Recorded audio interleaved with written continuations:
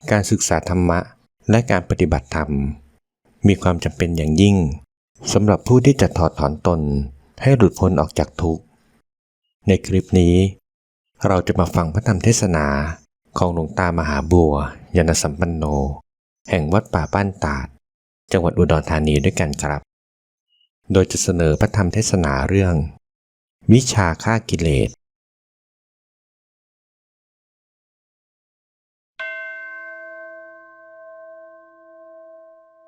วิชาฆ่ากิเลสเป็นวิชาประเภทหนึ่งที่เป็นเรื่องของธรรมสร้างขึ้นมาจากความมีอยู่ของธรรมเป็นแขนงขึ้นออกมาเช่นเดียวกับต้นไม้คือก่อนที่จะเป็นกิ่งก้านสาขาดอกใบย่อมออกจากลำต้นย่อมออกจากรากเหง้าของมันแต่กิ่งก้านสาขาดอกใบออกมาเรื่องของธรรมหลักธรรมชาติธรรมในหลักธรรมชาติซึ่งเป็นพื้นฐานของตัวเองอยู่แล้วตั้งแต่การไหนๆมานั่นเรียกว่าพื้นฐานของธรรมวิชาธรรมก็ผิดออกมาจากนั้นเป็นแขนงต่างๆแล้วก็ออกมาพูดได้หลายชนิดให้ไพเราะเพราะพริ้งก็ได้ให้เป็นไปตามความจริงก็ได้ที่เรียกว่าชำระกิเลสบ้างประกอบความภาคเพียรบ้างถ้าพูดตามหลักความจริงว่าสังหารกิเลสมีถึงใจของผู้ปฏิบัติหรือฆ่ากิเลสหรือสังหารกิเลสมีถึงใจของผู้ปฏิบัติทั้งหลายไม่ว่าท่านผู้ใดจะถึงใจในความรู้สึกก่อนแล้วก็ถึงใจในการระบายออกมาหรือแสดงออกมาวิชาของธรรมนี้ไม่ได้เกิดขึ้นมาจากกิเลสประเภทใดผิดขึ้นมาให้เป็นเครื่องมือกลับเข้าไปสังหารกิเลสแต่เป็นหลักธรรมชาติของตัวเองวิธีการขุดค้นวิชาธรรมให้เกิดขึ้นภายในใจพระพุทธเจ้าได้ทรงบำเพ็ญนี้ดำเนินมาก่อนแล้วพระพุทธเจ้านั่นเป็นสยามภูทรงพยายามขวนขวายเองรู้ขึ้นมาเองโดยลำดับลำดาจนกระจ่างแจ้งในธรรมทั้งหลายทั้งพื้นฐานแห่งธรรมและธรรมที่เป็นสมบัติของพระองค์โดยเฉพาะบรรจุในพระทัยเต็มควรแก่ความเป็นศาสดาของโลกได้อย่างเต็มเม็ดเต็มหน่วยและยังไม่นำธรรมในพระทัยนั้นออกสอนโลกธรรมเหล่านี้จึงเป็นประเภทหนึ่งจากโลกทั้งหลายท่านจึงให้ชื่อว่าโลกว่าธรรมไม่ใช่เป็นอันหนึ่งอันเดียวกันเป็นคนละประเภทการศึกษาเราเรียนในแง่ต่างๆของธรรมที่ท่านเรียกว่าปริยัตินั้นที่เราศึกษาเพื่อความจดจำแนวทางแห่งการปฏิบัติเพื่อกำจัดกิเลสออกจากใจเราจำต้องได้ศึกษาเราเรียนก่อนไม่มากก็น้อยดังอุปชาท่านสอนกรรมฐาน5ก็คือวิชา5ประเภทนั่นเองขึ้นมาให้พวกเราทั้งหลายได้ศึกษาเบื้องต้นดังท่านสอนว่าเกสาโลมานะขาทันตาตะโจนี่เรียกว่าอนุโลมดันตะโจดันตานะขาโลมาเกสาเรียกว่าปฏิโลมคือย้อนหน้าถอยหลังตลบหลายตลบทบทวนเพื่อความชำนิชำนาญเพื่อความเข้าใจตามธรรมชาติมีอยู่ของอาการทั้ง5นี้ซึ่งมีอยู่ทั้งตัวเราตัวเขาแล้วก็นำอาการทั้ง5หรือวิชาทั้ง5แขนงนี้ไปฝึกหัด เช่นการพิจารณาผมพิจารณาขนเล็บฟันแล้วก็กระจายไปถึงหนังเนื้อเอ็นกระดูกตลอดสารพางร่างกายล้วนแล้วตั้งแต่เป็นวิชาธรรมที่แตกแขนงออกไปจากการปฏิบัติของผู้บำเพ็ญทั้งหลายนี่แหละวิชาธรรมและธรรมก็เกิดขึ้นจากวิชาอันนี้วิชานี้ได้มาจากความจดจำจากอุปชฌาย์อาจารย์หรือครูอาจารย์ซะก่อนเป็นภาคจดจำแล้วก็มาคลี่คลายขยายออกดูตามความจริงของมันจนปรากฏความรู้แจ้งขึ้นมาภายในตัวของเรากลายเป็นสมบัติของเราขึ้นมานี่ท่านเรียกว่ารู้จริงคือความจริงรู้ตามความจริงเอาความจำมาปฏิบัติเพื่อความจริงทั้งหลาย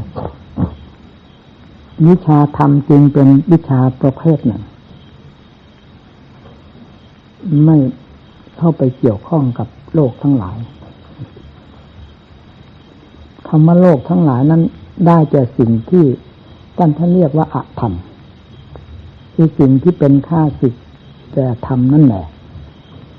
ทำผิดขึ้นมาก็เพื่อจะแก้จะถอดถอนสิ่งเหล่านี้สังหารสิ่งเหล่านี้ออกจาก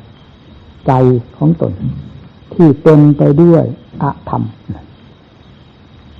ด้วยเหตุนี้การศึกษาธรรมและการปฏิบัติธรรมการบำเพ็ญธรรมจึงเป็นเรื่องพิเศษอยู่โดยหลักธรรมชาติของตนแม้จะเรียนมาจากปริยัติหรือศึกษามาจากปริยัติแล้วก็ตามสิ่งแขนงที่จะแตกออกไปเรื่อยๆนับตั้งแต่วงแคบถึงวงกว้างนับแต่หยาบถึงขั้นละเอียดนั้นจะเป็นขึ้นจากการปฏิบัติของผู้บำเพ็ญทั้งหลายด้วยเหตุนี้การปฏิบัติจึงเป็นความจำเป็นอย่างยิ่งสำหรับผู้ที่จะถอดถอนตนให้หลุดพ้นออกจากทุกข์ด้วยความรู้แจ้งแทงทะลุในสิ่งทั้งหลายที่เคยพัวพันจิตใจให้กลายเป็นคนละเรื่องละราวกลายเป็นคนละสัตว์ละส่วนออกไปจากใจไม่คละเคล้าเป็นอันหนึ่งอันเดียวกันเหมือนดังที่เคยเป็นมาเนี่ยการปฏิบัติธรรมจึงเป็นกรณีพิเศษจากโลกทั้งหลายอยู่ไม่น้อยธรรมทั้งนี้ต้องออกมาจากภาคปฏิบัติของผู้บำเพ็ญทั้งหลายซึ่งเข้าใจแล้วรู้แล้วถึงจะนำมาพูดได้อย่างชัดเจนไม่ใช่เราจะด้นจะเดาเอามาพูดด้นไม่ได้ถ้าทำภาคความจริงแล้วด้นเดาไม่ได้ต้องรู้จริงอย่างนั้นถึงจะพูดออกมาได้ตามความจริงที่ตนรู้ตนเห็นนั้นนี่จึงเป็นกรณีพิเศษแต่พูดถึงเรื่องความเพียรก็ต่างจากโลกเขาเพียรในการงานของเขาอยู่มากงานใดก็ตามงานทางโลกกับงานทางธรรมนี้มีความแตกต่างกันอยู่มากทีเดียวการปฏิบัติในตัวของเราจะให้เป็นแบบโลกเป็นเหมือนโลกนั้นจึงไปได้ยากสำหรับผู้ที่จะตะเกียกตะกายเพื่อความพ้นทุกข์ให้ได้อย่างใจหวังศรัทธาความเชื่อธรรมดาในธรรมทั้งหลายนี้เป็นประเภทหนึ่งเชื่อจากความฝังใจที่ได้รู้ได้เห็นเป็นสักขีพยานขึ้นมาเป็นลำดับลำดานี้ประการหนึ่งความเพียรธรรมดาที่ตะเกียกตะกายไปล้มลุกคลุกคลานไปตามความจดความจำความเข้าใจในตำรับตำราหรือเชื่อตามครูบาอาจารย์แนะนำสั่งสอนนั้นเป็นประเภทหนึ่งเชื่อในสิ่งที่ตนรู้ตนเห็นนี่เป็นอีกประเภทหนึ่งเพียรไปโดยลำดับลำดาเพราะความรู้ความเห็นนั้นซึ่งเป็นเหมือนแม่เหล็กดึงดูดความเพียรให้หนักแน่นเข้าไปโดยลำดับหนึ่งเนี่ยจึงต่างกันไปโดยลำดับลำดาแล้วที่สิ่งที่กล่าวมาเหล่านี้เป็นสิ่งที่ผู้ปฏิบัติจะพึงขวนขวายในตัวเองและรู้ขึ้นมาภายในตัวเองโดยไม่ต้องไปถามผู้หนึ่งผู้ใดเลยท่านเรียกว่าสันทิฏฐิโกนี่เป็นสมบัติของผู้ปฏิบัติโดยแท้สมบัติอันนี้แลเป็นเครื่องรักษาผู้ปฏิบัติ ได้โดยลำดับตามสมบัติที่มีมากมีน้อยท่านเรียกว่าธรรมสมบัติเกิดขึ้นจากภาคปฏิบัติเราผู้ปฏิบัติทั้งหลายก็มุ่งจุดนี้เป็นสำคัญเหมือนครั้งพุทธกาลท่านที่ได้เป็นเจรณะของพวกเราล้วนแล้วแต่ท่านปฏิบัติเพื่อความเป็นเจรณะของตนและได้เป็นจริงๆแล้วก็กลายเป็นเจรณะของโลกขึ้นมาธรรมจึงเป็นพิเศษอันหนึ่งจากโลกทั้งหลายและสิ่งที่ไม่ใช่ธรรมก็เป็นข้าศึกกันส่วนมากอธรรมต้องเป็นเจ้าของจิตใจของสัตว์โลกแม้ธรรมมีก็แฝงเพียงเป็นแต่เพียงว่าเพื่อแฝงเท่านั้นยังไม่ใช่เป็นเนื้อเป็นหนังของตัวเองจริงๆเนี่ยที่มีกำลังมากเหมือนกับอธรรมที่มันไปสร้างตัวเองจนเป็นเนื้อเป็นหนังขึ้นภายในจิตใจของสัตว์โลกแล้วกลายเป็นอันหนึ่งอันเดียวกันกับมันเพราะฉะนั้นเราทั้งหลายจึงได้ยึดจึงได้ถือว่าหรือจึงได้พูดกันว่าอุปาทานความยึดมั่นถือมั่นคือมาเป็นอันหนึ่งอันเดียวกันกับกิเลสใจของเรานี้น่ะเป็นอันหนึ่งอันเดียวกันกับกิเลสประหนึ่งว่าไม่มีอะไรเป็นพิเศษนอกจากถ้าว่าเป็นกิเลสก็เป็นกิเลสทั้งหมดว่าเป็นเราก็เป็นทั้งหมดไม่มีทางที่จะแยกแยะกันออกได้ให้เป็นคนละสัตว์ละส่วนนี่เพราะความกลมกลืนเป็นอันเดียวกันเนื่องจากความสร้างเนื้อสร้างหนังของตนเองขึ้นภายในจิตใจของสัตว์โลกแต่ละดวงละดวงนี่ท่านให้นามว่ากิเลสซึ่งเหมือนกับกาฝากแทรกอยู่กับต้นไม้และดูดซึมต้นไม้มาเป็นอาหารเลี้ยงลำต้นของตนและต้นไม้นั้นก็อับเฉาจนกระทั่งถึงตายไปได้เมื่อกาฝากมีจำนวนมากจิตใจของเราก็เสียคนได้เมื่อสิ่งเหล่านี้มีกำลังมากแทรกซึมอยู่ภายในจิตใจสร้างเนื้อสร้างหนังสร้างความเป็นอยู่สืบทอดกันไปโดยลำดับลำดาไม่มีวันหยุดหย่อนผ่อนคลายเลยก็คือกิเลสสร้างตัวเองภายในจิตใจของสัตว์โลกนี่แหละนี่แหละท่านที่เรียกว่ามันเป็นเราไปเสียหมดประหนึ่งว่ากาฝากกับต้นไม้นั้นเป็นอันเดียวกันทั้งที่ไม่ใช่อันเดียวกันมันเป็นกาฝากเกิดขึ้นใบของมันก็ไม่เหมือนต้นไม้ต้นนั้นกิ่งก้านสาขาของมันอะไรของมันอวัยวะของมันทุกส่วนเป็นเรื่องของมันทั้งนั้นแต่มันดูดซึมเอาต้นไม้นั้นเป็นอาหารของมันไปตลอดยังชีพของมันอยู่ได้ด้วยต้นอาหารจากต้นไม้นี่ก็เหมือนกันกิเลสมันสร้างตัวของมันยังชีพคือความเป็นอยู่ของตัวเองให้สืบทอดไปโดยลำดับลำดาจนเป็นกับเป็นกันเป็นกี่ล้านกับล้านกันก็ไม่มีใครที่จะนับอ่านได้จากความยืดยาวของกิเลสที่มีความเหนียวแน่นอยู่และสร้างตัวเองอยู่ภายในจิตใจจึงไม่มีใครจะทราบได้ว่ากิเลสเป็นเช่นไรจิตเป็นเช่นไรเนี่ยมันกลายเป็นอันเดียวกันหมดนี่ใครล่ะจะทราบได้ก็มีพระพุทธเจ้าที่เป็นศาสดาองค์เอกทรงบำเพ็ญพระองค์ทรงแก้ทรงไขทรงถอดทรงถอน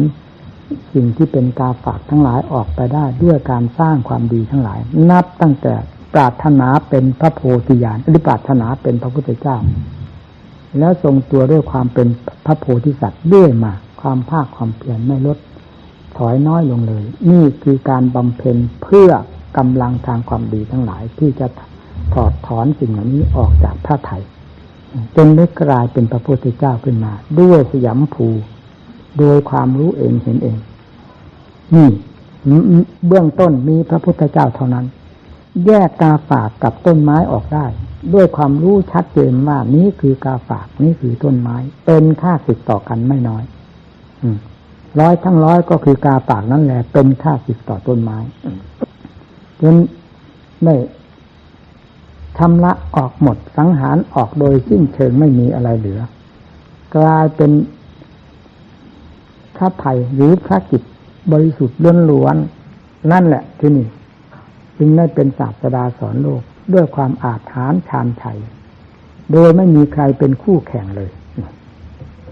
พวกเราทั้งหลายก็ได้รับฟังพระโอวาทของพระพุทธเจ้าและบรรดาสาวกทั้งหลายที่เป็นอันดับสองจากพระพุทธเจ้าขึ้นมาก็ได้ยินได้ฟังจากพระองค์แล้วด้วยคำว่าสาวโกสาวโกแปลว่าผู้สดับผู้ฟังก่อนจึงได้ปฏิบัติตามแนวทางที่ได้ยินได้ฟังมานั้นแล้วค่อยรู้เรื่องรู้ราวค่อยชำระสาสางกาฝากภายในจิตใจออกได้โดยลำดับส่วนหยาบส่วนกลางส่วนละเอียดมันมีเต็มอยู่ภายในจิตใจ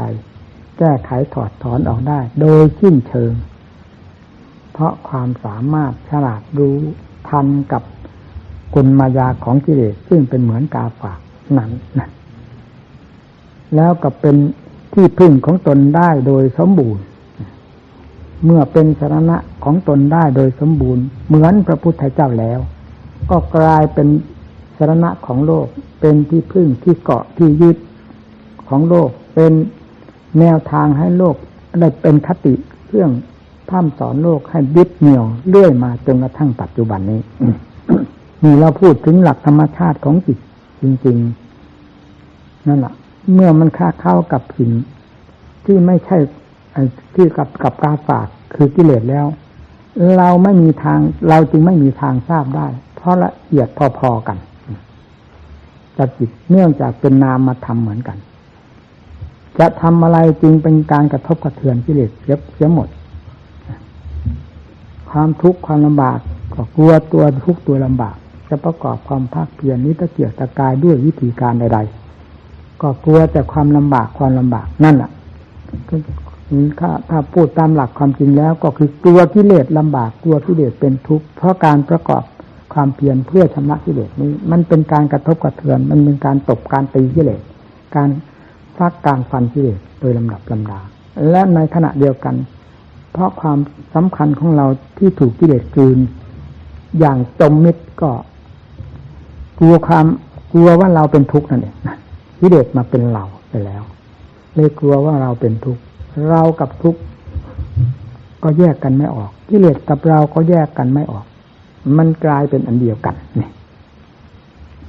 ด้วยเหตุนี้วิชาธรรมจึงเป็นสิ่งสำคัญมากที่จะแยกสิ่งเหล่านี้วิชาอื่นใดในโลกไม่มีทางที่จะแยกระหว่างกิเลสกับธรรมหรือระหว่างกาฝากกับต้นไม้ให้ออกเป็นคนละสัดละส่วนได้นอกจากธรรมเท่านั้นเนี่ยวิชาธรรมเป็นอย่างนี้เบื้องต้นก็ได้มาจากพระพุทธเจ้าซะก่อนได้ยินได้ฟังและอุบายต่างๆในการบำเพ็ญในการแก้ไขถอดถอนก็นำมาปฏิบัติตนเองค่อยๆเกิดผลขึ้นมาในเบื้องต้นความโลภเกิดขึ้นก็เป็นเราเสียความโกรธเกิดขึ้นก็เป็นเราเสียความหลงเกิดขึ้นก็เป็นเราเสียราคะตัณหาเกิดขึ้นก็เป็นเราเสียขึ้นคือว่าอาการของกิเลสทั้งมวลที่แสดงออกเราก็ถือว่าเป็นเราเสียสิ้นนี่เพราะความรู้ความฉลาดของเราไม่ทันมันแต่อาศัยการปฏิบัติบำเพ็ญตามหลักศาสนธรรมที่สอนไว้ก็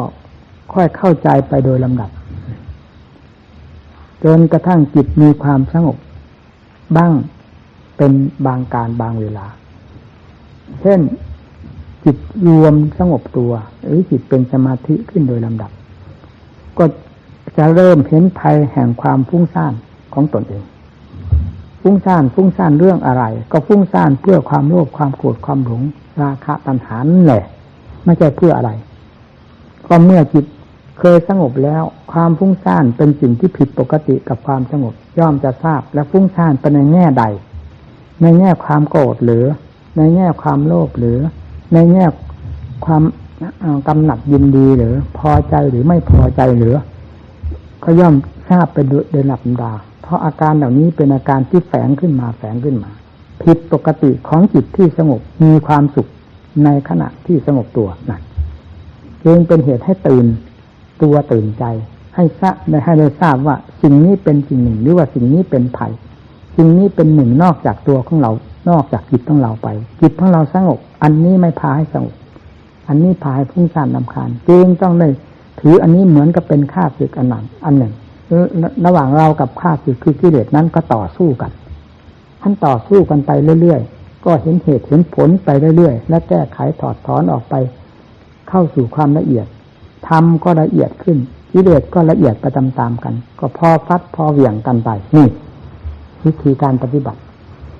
เป็นอย่างนั้นทีนี้เมื่อจิตของเรามีทั้งความสงบมีทั้งความแยบคายอุบายต่างๆทันกับการแสดงออกของกิเลสประเภทต่างๆแล้วมันก็พอเป็นพอไปพอฟัดพอเหวี่ยงสุดท้าย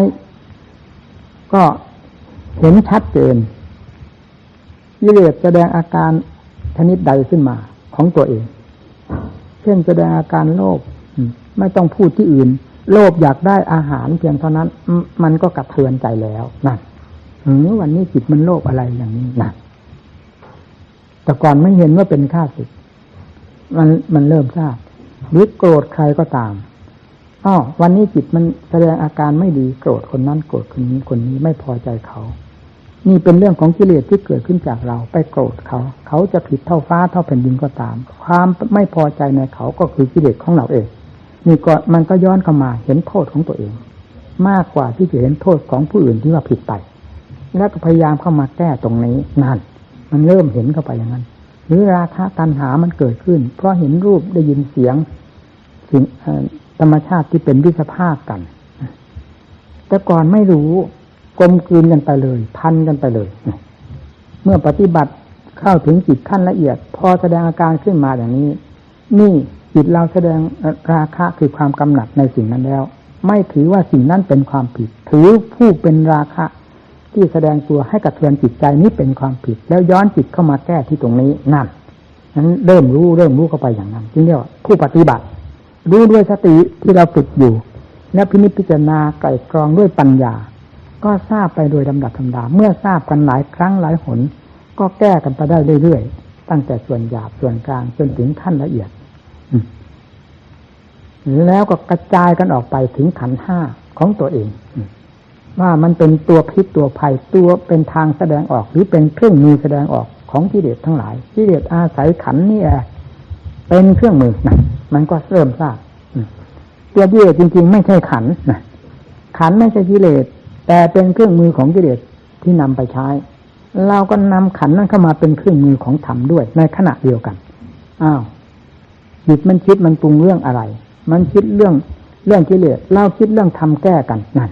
มันสำคัญมั่นหมายเป็นเรื่องของกิเลสเราก็ใช้สัญญาความจดความจำที่พอจะแก้กิเลสประเภทนั้นได้ด้วยความจำของเราด้วยสัญญาของเราจนกระทั่งกลายเป็นปัญญาขึ้นมานั่นวิญญาณความรับทราบมันรับทราบเรื่องอะไรรับทราบที่จะเป็นกิเลสแล้วเราก็แก้เป็นธรรมไปโดยลำดับลำดานี่แหละเครื่องมืออันนี้เราแยกแยะออกมาใช้ทางด้านธรรมะเมื่อสติปัญญาของเราทันหรือธรรมะของเรามีในใจมีกำลังพอที่จะทันมันแล้วมันย่อมจะทราบกันได้เป็นลำดับลำดาไปทั้งที่แต่ก่อนเราไม่เคยทราบมาเลยท่านปฏิบัติไปโดยลำดับลำดาจิตก็ค่อยเลื่อนฐานะขึ้นไปเพราะได้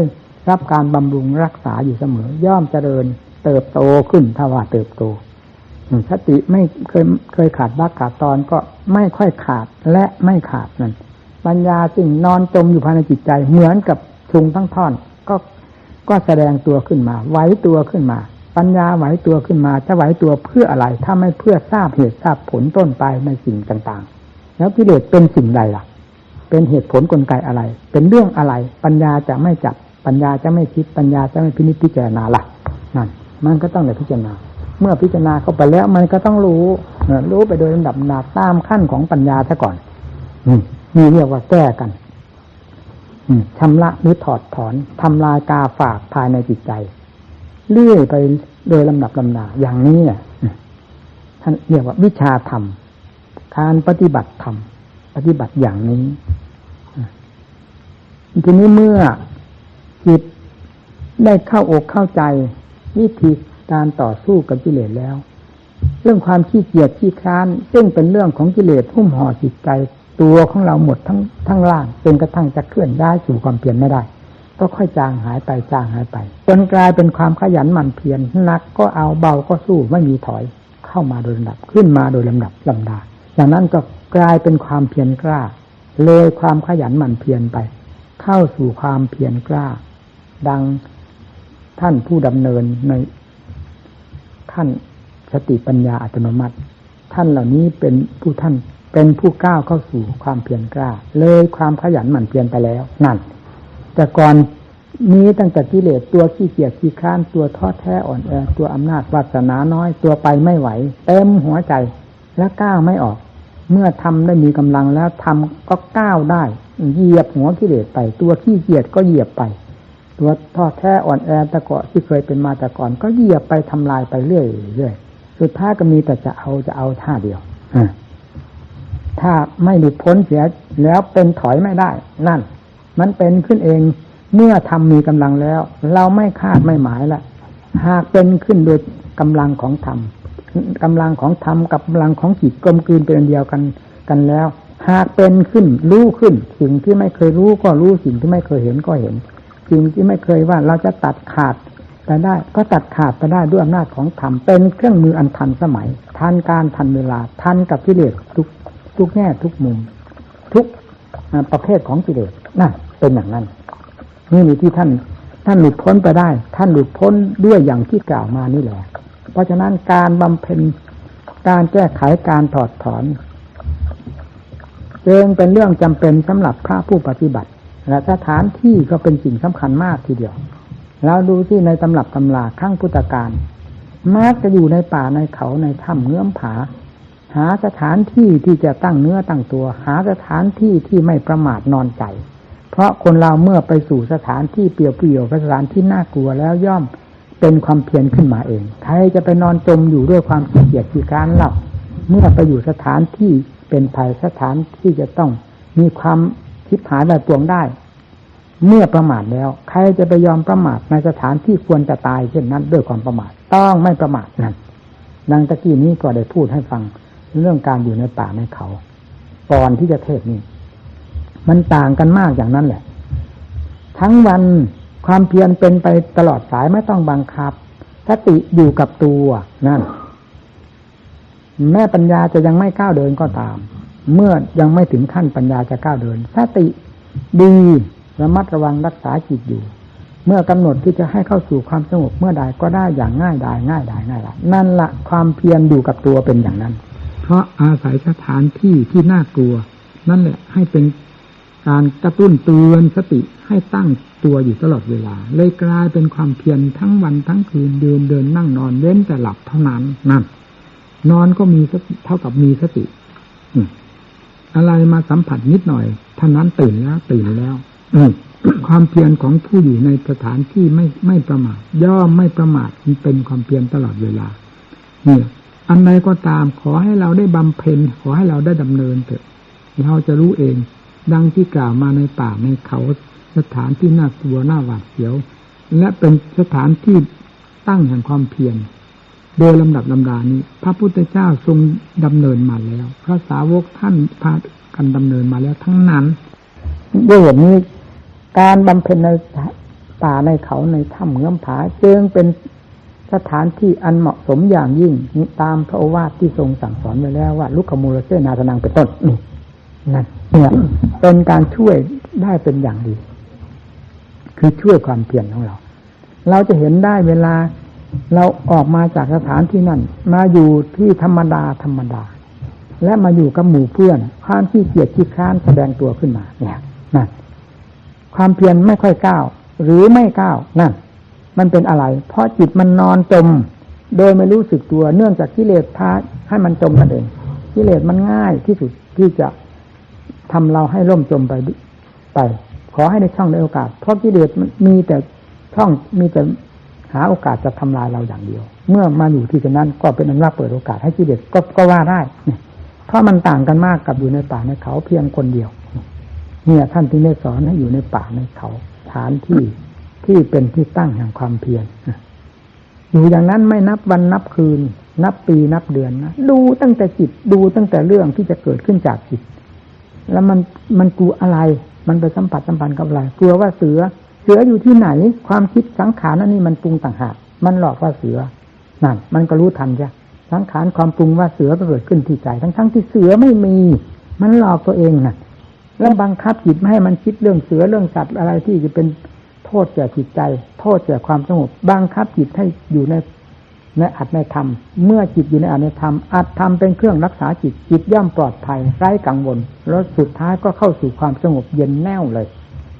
เอาที่นิวาระที่หลังที่จากนั้นแล้วแม้แต่เสือกระหึ่มอยู่ข้างที่อยู่แล้วมันก็ไม่เห็นกลัวนั่นตั้งสินั่นละเมื่อทำเข้ารักษาใจแต่ให้กิเลสรักษาใจหลอกวันยั่งคำเสือไม่มีก็หลอกว่ามี อะไรไม่มีก็หลอกขึ้นมาว่ามีแล้วเป็นไปตามมันจมไปตามมันไม่มีคำว่าได้ผลเป็นประโยชน์เลยมีแต่เสียโดยแต่เดียวผลลบตามกันไปเรื่อยๆพอเราได้ใช้อัดใช้ทำ เข้ารักษาตัวสติธรรมปัญญาธรรมวิริยะธรรมนั่นอุตสาหะธรรมหมุนเป็นเกลียวเดียวกันเข้าสู่ใจรักษาใจจนกระทั่งใจมีกำลังขึ้นมาเมื่อใจมีกำลังขึ้นมาแล้วแม้เคยกลัวมาขณะก่อนแต่ขณะนี้ไม่กลัวเห็นได้อย่างชัดเจนของผู้ปฏิบัติถ้าเราอยากจะรู้ก็เอาลองดูสิธรรมะพุทธเจ้าโกหกโลกเมื่อไหร่เมื่อทำได้เข้าสนิทกับใจแล้วเป็นเครื่องหนุนใจย่อมไม่มีความกลัวถึงเสือจะเดินดุ่มเข้ามาตอนมาหาเราจะเดินเข้าไปหาเสือได้อย่างไม่สะทกสะท้านเลยทำไมเป็นอย่างนั้นทั้งที่มันเป็นแล้วนี่ไม่ใช่มาคุยเฉยได้ปฏิบัติแล้วได้ฝึกได้ทรมานตนแล้วถึงเหตุถึงผลถึงเป็นถึงตายจะตายก็ตายเถอะมันทำไมมันกลัวนักหนาวะมันจะไม่ตายหรือในโลกนี้มันจะอยู่ข้ามฟ้าหรือวะก้าวเข้าไปเดินเข้าไปเสืออยู่ตรงไหนมันหลอกเราว่าเสืออยู่ตรงไหนเดินเข้าไปหาเสือเลยเดินเข้าไปมันไม่มีมันหลอกเดินเข้าไปจนตั้งคำสัตย์ขึ้นมากึกเลยเถอะในหัวใจวันนี้ถ้าว่าจิตนี้ยังไม่กล้าหาญไม่รู้เรื่องรู้ราวของความกลัวความกล้านี่เมื่อไหร่แล้วจะไม่กลับใครจะว่าบ้าก็บ้าเถอะเราไม่สะทกสะท้านกับนั่นบ้ากิเลสภายในหัวใจของเรานี่มันหลอกเราอยู่เวลานี้มันเป็นบ้าให้เป็นทุกข์จริงๆเขาว่าลมปากของเขาไม่เห็นว่าเป็นทุกข์อะไรเลยเดินไปเดินตรงนี้แล้วมันไม่มีเสือเอาไปตรงนั้นแล้วอยู่ตรงไหนอีกเดินไปอีกไปหาตรงที่ว่าเสืออยู่มันหลอกเรามันสังขารสัญญามันหลอกเราไปที่นี่ก็แล้วไปที่นั่นก็แล้วหนึ่งแล้วนะโกหกเราสองแล้วนะตามกันไปเรื่อยไม่ใช่ไปเฉยๆไปด้วยความเพียรสังเกตตัวเองไปตลอดเวลาคอยจับผิดกันเป็นตัวผิดเป็นตัวหลอกลวงธรรมะเป็นตัวจับผิดเป็นตัวแก้ความหลอกลวงสุดท้ายก็เกิดความกล้าหาญขึ้นมาเนี่ยกล้าหาญไม่ใช่กล้าหาญธรรมดานี่กล้าหาญอย่างที่ว่านี่แหละนึกให้หมดในโลกอันนี้กลัวอะไรไม่มีอะไรกลัวเลยเอาแต่เสือเดินเข้ามานี้เดินเข้ามาก็เดินใส่เสือเลยไม่จะทกสะท้านจะไปรูปคำหลังมันได้อย่างสบายเพื่อนทุกข์เกิดเจ็บเจ็บตายมาหากันเหนือมาเยี่ยมกันเหนือถึงเสือจะกินมันก็ไม่มีกลัวไม่จะทกสะท้านเอาตายก็ตายเพราะความกล้าหาญมันเองไม่ได้ตายเพราะความกลัวเลยนั่นเห็นไหมขณะนี้เป็นอย่างนี้กลัวจนตัวสั่นขณะต่อไปด้วยการบำเพ็ญนี้ความกล้าหาญชาญชัยเป็นขนาดนั้นดูสินี่ธรรมะพุทธเจ้าไม่จริงไงไม่งั้นท่านจะฝึกให้ท่านจะสอนให้ฝึกให้ทรมานหรือกิเลสเป็นตัวทำให้คนเสียธรรมะเป็นเหตุให้ฟื้นตัวขึ้นมาได้นี่ท่านจึงให้สอนด้วยวิธีนี้แล้วให้อยู่ในป่า อยู่ในป่าในเขาที่ไหนกลัวยิ่งเข้าไปไม่ใช่ไปนอนให้มันกินเฉยๆนะเสือเอาไปด้วยความเพียรนี่นะกล้าด้วยความเพียรสละตายด้วยความเพียรสละตายด้วยสติปัญญาด้วยอริยธรรมไม่ใช่สละตายแบบขึ้นเขียงเฉยๆนั่นนี่มันก็รู้แล้วสิเมื่อเป็นฉะนั้นมันก็เห็นคุณค่าของการอยู่ในป่าอยู่ในเขาเห็นคุณค่าไปโดยลำดับดาเมื่อเราได้ปฏิบัติในสิ่งใดแล้วย่อมเห็นเหตุเห็นผลกันและเห็นคุณค่าตลอดถึงการเห็นควรจะเห็นโทษมันก็เห็นได้อย่างชัดเจนเพราะการปฏิบัตินั่นแหละเมื่อตนก็ได้ปฏิบัติมาอย่างนั้นแล้วและรู้ขึ้นมาด้วยการปฏิบัติอย่างนั้นจริงๆแล้วทำไมมันจะพูดมาได้มนุษย์เราเป็นใจเป็นของรู้แล้วทำไมพูดไม่ได้ปากเป็นสิ่งที่พูดได้แท้ๆนี่ทำไมพูดไม่ได้ล่ะเอาอย่างนั้นเลยสิให้พี่เจริญให้รู้ที่เรื่องนักปฏิบัติเราเป็นยังไงธรรมะพระเจ้านั้นเป็นโมฆะจริงๆเหรอสอนโลกแล้วโลกมันไม่ยอมรับนั่นสิโลกมันเป็นโมฆะหัวใจเป็นโมฆะตาหูจมูกลิ้นกายใจมันเป็นโมฆะธรรมะถึงจะเลิศประเสริฐอะไรเราก็เหมือนกับเอายาไปใส่คนตายนั่นแหละจะเป็นอะไรมันได้ผลประโยชน์อะไรยาจะวิเศษวิโสขนาดไหน เอาไปใส่คนตายสิเอาไปกรอกลงไปเอาฉีดลงไปมันก็ฉีดคนตายมันจะฟื้นได้ยังไงมันตายไม่เกิดประโยชน์อะไรนี่ก็เหมือนกันธรรมะอยู่กับคนประเภทปะทะปรมะไม่สนใจกับสิ่งใดเลยนอกจากกิเลสตัณหาฉุดลากไปเหมือนกับสิ่งไม่มีหัวใจเท่านั้นแล้วมันจะเกิดประโยชน์อะไรธรรมะเราไม่ใช่คนประเภทนั้นนี่นะเรารู้ดีรู้ชั่วเรามาบวชในพุทธศาสนาเราบวชเพื่ออัดเพื่อทำเพื่อมรรคผลนิพพานเพื่อคุณงามความดีแล้วสิ่งใดที่เป็นค่าศึกต่อคุณงามความดีทำไมเราจะไม่รู้ทำไมเราจะไม่แก้ไม่ถอดไม่ถอนล่ะเรายิ่งเป็นพระทั้งองค์เป็นผู้ปฏิบัติทั้งคนด้วยทั้งพระทั้งองค์ด้วยทำไมจะไม่แก้กันล่ะอยู่เฉยๆทำไมการอยู่เฉยๆเป็นประโยชน์อะไรบ้างถามตัวเองที่ยายครูบาอาจารย์ถามใจผู้อื่นผู้ใดถามมันไม่ดีมันจะเกิดกิเลสขึ้นมาด้วยการกระทบกระเทือนการกระทบกระเทือนนั้นกิเลสมันเกิดขึ้นในขณะนั้นมันเร็วที่สุดนะเรื่องของกิเลสเคยได้พูดแล้วไม่มีอะไรแหลมคมยิ่งกว่ากิเลสถ้าสติปัญญาไม่ทันมันจะเกิดได้วันยั่งค่ำคืนยั่งรุ่งกระดิกออกมาพับเป็นเรื่องของกิเลสทั้งนั้นจากหัวใจดวงนั้นต่อเมื่อสติปัญญาทันมันนั่นแหละมันถึงจะรู้มันออกอาการใดรู้จนกระทั่งให้มันใจบริสุทธิ์นั่นกลมายาของกิเลสมันออกแง่ไหนนี่วะทำไมมันจะไม่รู้มันอยู่ในหัวใจนี่ทำลายมันจนพังไม่มีอะไรเหลือตลอดถึงโคตรแท้ของกิเลสแล้วอวิชชาปัจจยาก็คือโคตรแท้ของกิเลสที่พาให้สัตว์เกิดแก่เจ็บตายตลอดเวลานั่นแหละพังไปหมดแล้วมันจะไปแสดงอยู่ในจิตดวงใดในอาการของผู้ใดมันจะไม่ทราบล่ะก็เมื่อทำเป็นผู้สังหารมันเองเพราะเหนือมันอยู่แล้วทำไมจะไม่ทราบอากัปกิริยาที่มันแสดงออกมันไม่มีที่จะแสดงออกในหัวใจเรามันแสดงออกจากหัวใจใดมันก็ต้องรู้ถ้าลงมันในเหนือมันแล้วมันต้องรู้นั่นแหละการชำระตนเองต้องให้มีความอาถรรพ์ชาญชัยเราเคยจมอยู่กับกิเลสมันพาเราวิเศษวิโสอะไรบ้างเดินจงกรมก็กลัวแต่จะตายนั่งทำที่ภาวนาก็กลัวแต่จะตายมีอะไรมีแต่กลัวแต่จะตายกลัวแต่จะตายเรื่องกลัวแต่จะตายคือเรื่องอะไรนั่นน่ะพิจารณาที่ถามเจ้าของอย่างนี้สิจิตเมื่อเวลาตีเข้าถูกช่องถูกทางกิเลสเวลาตีเข้าถูกช่องถูกทางมันหมอบเหมือนกันนั่นแหละทำไมจะไม่หมอบพระเจ้าจะสอนให้ตีให้ชำระหรือให้สังหารมันเหรอทำเท่านั้นที่จะทำให้กิเลสได้กระเทือนนอกจากนั้นไม่มีอะไรที่จะทำให้กิเลสกระเทือนได้เลยเนี่ยการปฏิบัติเราต้องใช้ความคิดความอ่านสติปัญญามีอย่าอยู่เฉยๆเนื่องว่าทำจิตให้สงบแล้วปัญญาจะเกิดเองอย่าฝันมันจะตายที่กระเป๋าจะไม่เกิดจนกระทั่งถึงสมาธิคือความสงบใจนั่นแหละถ้าทำด้วยความอ่อนแอท้อแท้ความขี้เกียจขี้คร้านพาให้ทำแล้วมันจะจมลงในหมอนเท่านั้นไม่เกิดประโยชน์อะไรให้เห็นโทษของมันในสิ่งนี้ผู้จะปฏิบัติตนเพื่อความพ้นทุกข์ต้องเอาจริงเอาจังอย่าท้อถอยให้ดูหัวใจเจ้าของเนี่ยสำคัญมากที่ตรงนี้นะอย่าไปดูสิ่งใดฟังสิ่งใดสำคัญกับสิ่งใดมากยิ่งกว่าความเคลื่อนไหวของใจที่แสดงออกมาด้วยอำนาจของกิเลสแทบทั้งนั้นแหละมันแสดงมาถ้าสติปัญญาไม่ทันมันจะมีเป็นเรื่องของกิเลส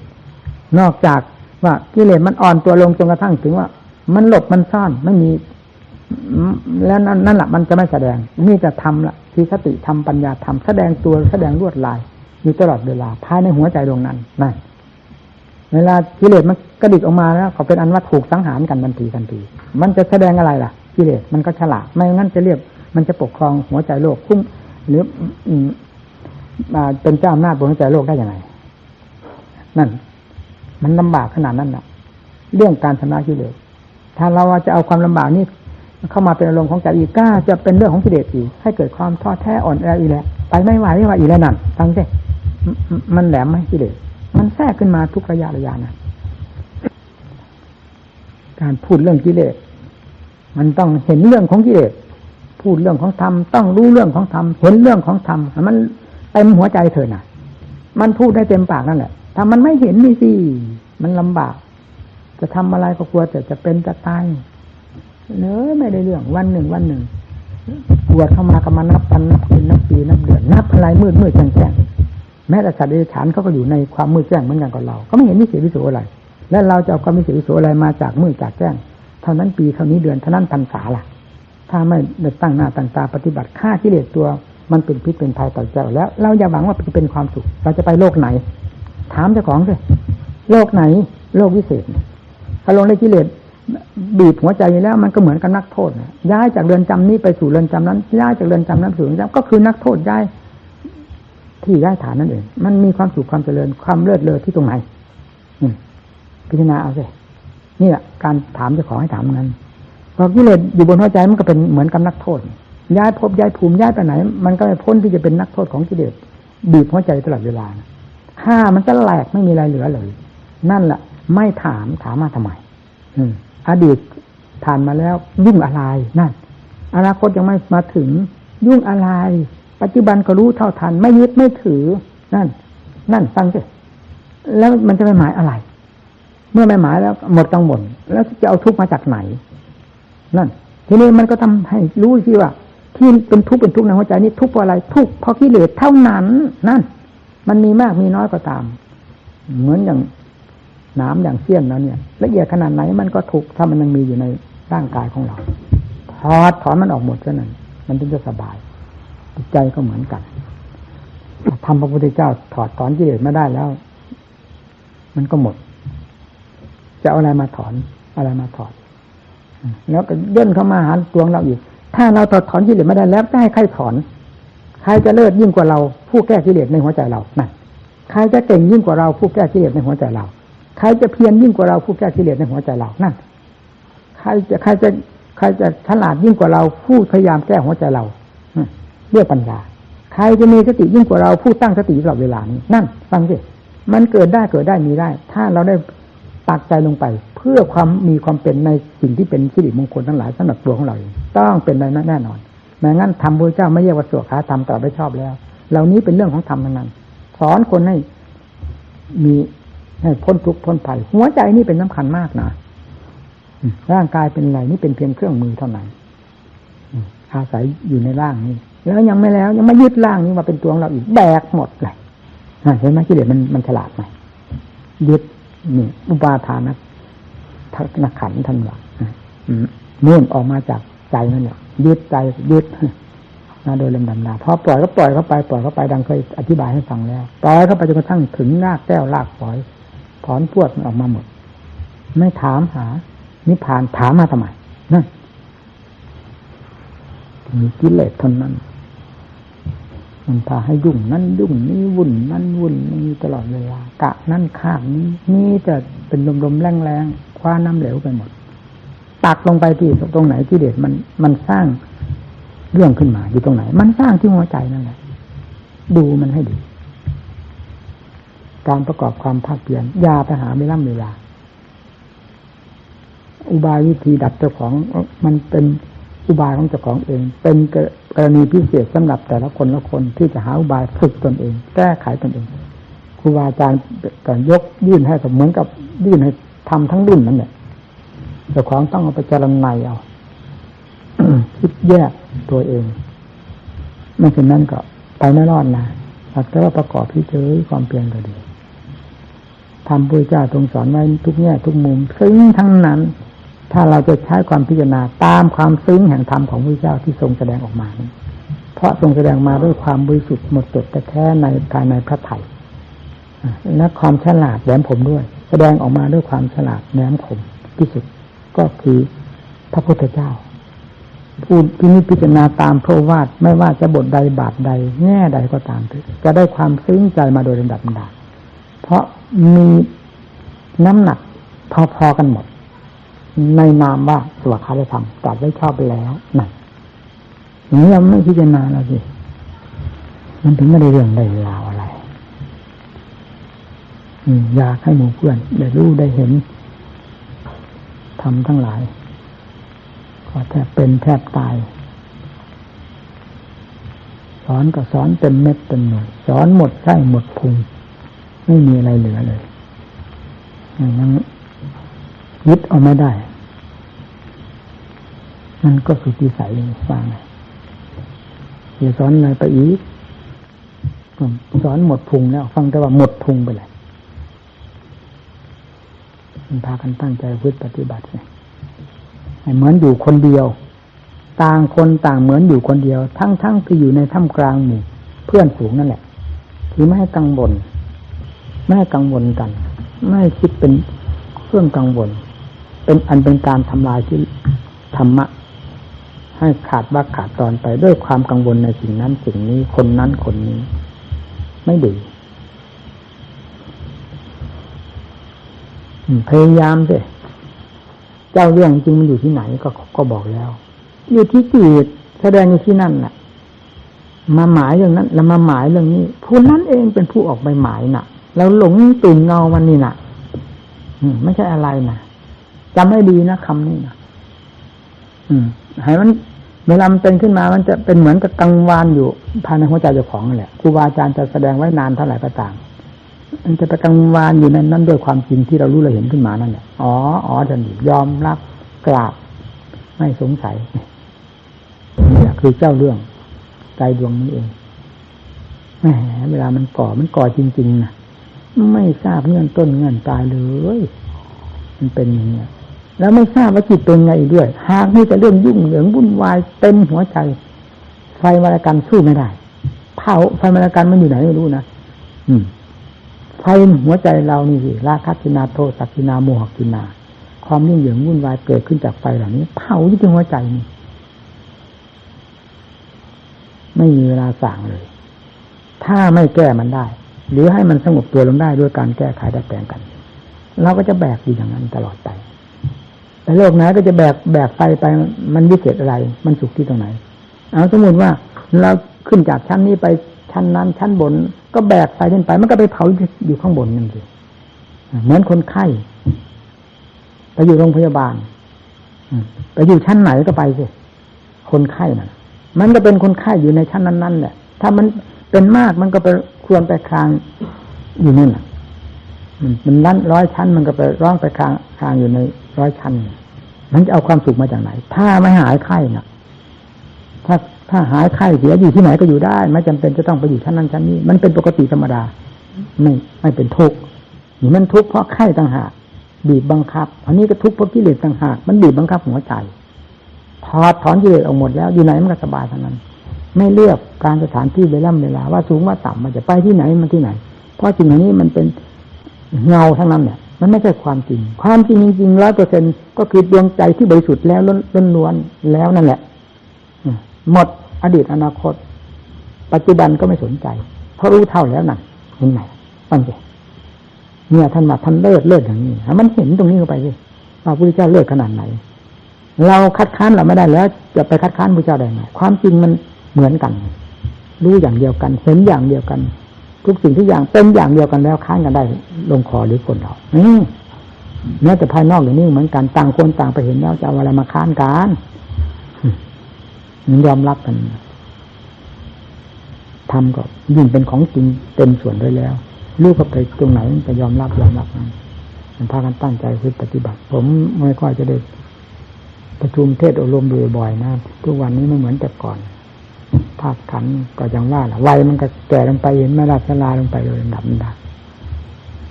แต่มันขยันขันแข็งแน่นหนามันคงเหมือนแต่ก่อนได้ยังไงอยู่กับหมู่กับเพื่อนอยู่ไปอย่างนั้นเนี่ยการแนะนำสั่งสอนก็แล้วแต่เรื่องธาตุเรื่องขันธ์จะอำนวยให้มากน้อยถ้าธาตุขันธ์ไม่อำนวยแล้วก็จะอะไรมาเทศเพราะธาตุขันธ์เป็นเครื่องมือเมื่อเครื่องมือมันชำรุดแล้วจะอะไรมาใช้มันก็อยู่เฉยๆเพียงแต่ลำพังใจที่จะมาแสดงออกอย่างนี้ไม่ได้มันต้องอาศัยขันธ์เป็นเครื่องแสดงออกนั้นหมู่เพื่อนขอให้ตั้งอกตั้งใจอย่าให้ได้หนักอกหนักใจนะ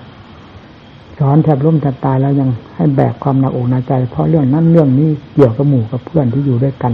นี่อีกแล้วนั่นผมอกแตกนะอย่าว่าจะพูดทะเลาะกันจะอกแตกนะนี่ก็อกแตกได้เหมือนกันสลดสังเวชนั่นเองสอนอย่างหนึ่งเป็นอย่างสอนอย่างหนึ่งผลเป็นขึ้นมาอย่างหนึ่งนะมันขัดมันแย้งกันก็แสดงให้เห็นชัดๆว่ากิเลสกับธรรมเข้าแข่งกันในวัดในวาในครูบาอาจารย์ทั้งที่เทศสอนให้ชำระกิเลสตลอดเวลาแต่กลายเป็นเรื่องของกิเลสมาเป็นคู่แข่งกับธรรมของครูบาอาจารย์มาเป็นข้าศึกต่อเพื่อนต่อฝูงต่อครูต่ออาจารย์นั่นยิ่งประจานขายหน้าความเลวทรามของตนอย่างไม่มีอะไรที่ให้อภัยเลยขอให้อย่าให้ได้เห็นขอให้อย่าให้ได้ยินเอาละเหนื่อยแล้วเทศน์นี้พอ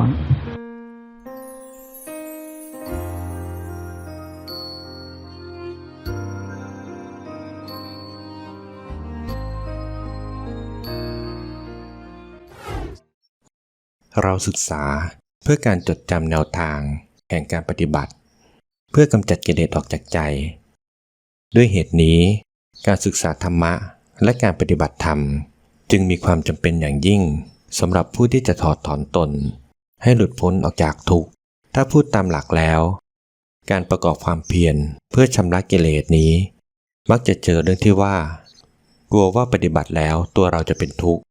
นั่นกิเลสมาเป็นตัวเราเสียแล้วเลยกลัวว่าเราเป็นทุกข์เรากับทุกข์ก็แยกกันไม่ออกกิเลสกับเราก็แยกกันไม่ออกมันกลายเป็นอันเดียวกันธรรมจึงเป็นสิ่งสำคัญมากที่จะแยกแยะสิ่งเหล่านี้แยกแยะระหว่างกิเลสกับธรรมออกเป็นคนละสัดละส่วนเบื้องต้นก็นำคำสอนจากพระพุทธเจ้ามาปฏิบัติเสียก่อนค่อยๆทำความเข้าใจไปด้วยความเพียรโอวาทธรรมหลวงตามหาบัวยานสัมปันโนขอขอบคุณทุกท่านที่ได้สนับสนุนช่อง YouTube ธรรมะธรรมดาด้วยครับทุกครั้งที่ท่านดูอย่าลืมช่วยกันกดไลค์กดแชร์เพื่อเป็นการทำให้คลิปธรรมะของเราได้มีโอกาสเผยแพร่ออกไปมากขึ้นและที่สำคัญอย่าลืมกดติดตามช่องธรรมะธรรมดาด้วยครับขออนุโมทนาบุญกับทุกท่านที่ร่วมรับฟังด้วยกันครับสาธุ